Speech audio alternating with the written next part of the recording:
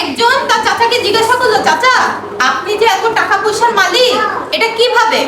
আমি এরকম অনেক টাকা পয়সার মালিক হতে চাই আপনার মতো, আমাকে বিদেশে যেতে হবে? বলে না, তোমাকে বিদেশে যেতে হবে না, আমি তোমাকে একটা প্রশ্ন করব, তুমি সেটার উত্তর দিবা। বলে কি উত্তর বলেন, প্রশ্ন করেন। বলে তুমি তোমার জীবনের লক্ষ্য কি, তোমার গোল কি? বলে আমি টাকা পয়সা ইনকাম করব। বলে তোমার লক্ষ্যটা কি? What is your goal? I want to earn money. বলে এই জন্যই তুমি কখনোই কোনো এক পয়সা ইনকাম করতে পারবে না, কারণ তোমার জীবনের কোনো লক্ষ্যই নাই। বলে লক্ষ্য এটা আবার কি? বলে আমি তোমাকে বুঝাই। এখন ধরেন আপনারা একটা বাস কাউন্টারে গেলেন টিকিট নেওয়ার জন্য। বাস কাউন্টারে আপনি গিয়ে বললেন, আমাকে বাস কাউন্টারের লোক অবশ্যই আপনাকে জিজ্ঞাসা করবে কোন জায়গার টিকিট দিব, জিজ্ঞাসা করে না? এই যে বোগদাতে উঠলে বিভিন্ন বাসে উঠলে জিজ্ঞাসা করে না? আপনারা কি বলেন?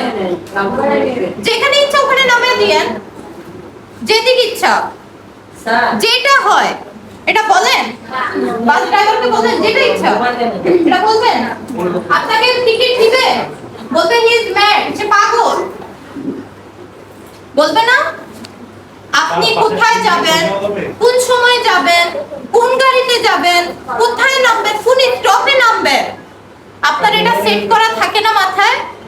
তাহলে জীবনের লক্ষ্য যদি সেট করা না থাকে, আপনাকে জীবনে কোথাও নামতে পারবেন নাকি এক জায়গায় ঘুরতে থাকবেন? নামতে পারবে? এবার বুঝছেন জীবনে গোল সেট করা, লক্ষ্য সেট করা কত ইম্পর্টেন্ট। আজকে বাসায় গিয়ে মাথায় সেট করেন, আমি আগামী 1 বছরে কি করব। যে কোনো গোল হতে পারে। মহিলারা চিন্তা করতে পারে না, আমি কানে দুল বানাবো, আমি একটু কম খাবো, কানে দুল বানাবো। আমি আগামী 6 মাস 50,000 টাকা আমার পকেটে থাকবে। কিভাবে থাকবে ওটা আপনি সেট করবেন। কিন্তু আমি বারবার কিন্তু বলি একটা ওয়ার্ডে হালাল বে, অবশ্যই হালাল ভাবে ইনকাম করতে হবে, পরিশ্রম করে ইনকাম করতে হবে।